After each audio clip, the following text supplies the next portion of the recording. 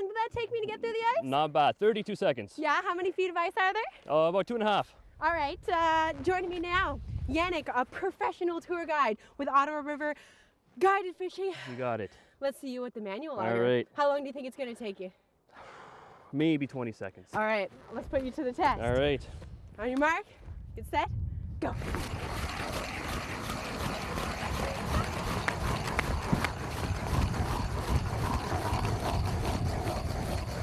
Almost there.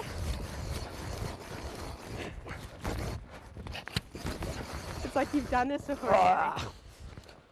More than 20 seconds. And that's why you use a power auger this late in the winter when there's 2.5 feet of ice.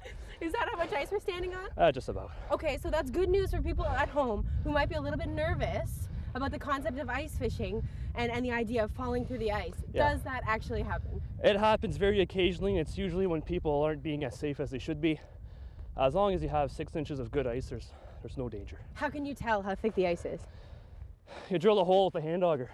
Okay, all right. Let's take a look. We've already got a hole set up here. So what is the equipment that we're working with? Let's start with what's holding the rod. Yeah, sure. So of course, because I guide professionally, I use equipment that's probably a little bit more advanced than most people would use. But this is a setup I've really grown to like. It's instead of using the old wooden tip-ups, you can use a setup just like this. So you can grab your jigging rod, jig a little bit, you get tired of jigging, you put it back in what's called a balance rod holder, just like that. And so now if you were to get a bite, wouldn't the rod flip into the hole? It wouldn't go into the hole, it would tip down and say a pike grabbed it and it was a bigger fish. What happens, usually put a bit of snow here, the rod would just get wedged right there and it gets caught. Okay, perfect. Now what's this machine that we've got here? This is what's called a flasher. It's more or less a sonar. So when we're fishing species like we are today, like crappie and bluegill that like to suspend, it's a nice piece of equipment. You get to see if the fish are right on the bottom, if they're 6 feet off the bottom, 8 feet off the bottom.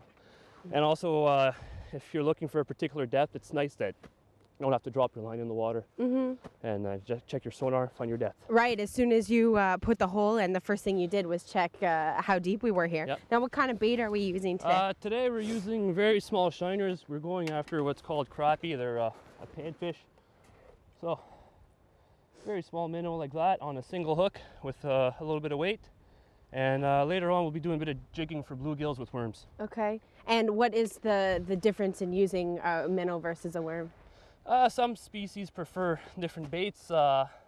Sometimes of the year when the fish are really aggressive, you can get away with using artificial lures. But when I'm guiding a group and we need to catch a lot of fish, it's almost always live bait in the winter. It's part of the experience. Absolutely, get to play with minnows. Kids love playing in minnow buckets. And the ice fishing tours that you, or the guided tours that you offer, aren't just for adults, it's for the whole family. No, I do all kinds of stuff, family groups, large groups. I had a birthday party on the weekend. We had about 20 people on the ice in Rockland. Now we do snowmobile rides, all kinds of stuff. What's important to us is that people have a good time and catch a few fish doing it. Perfect. Okay, so we've got a fun-filled morning with you, and we are about to break down some barriers. There's a misconception that when you ice fish, you are going to spend the day cold out on the ice. But take a look at this thing here. This is what's going to keep you warm on those really cold days. We'll tell you all about it a little bit later on CTV Morning Live.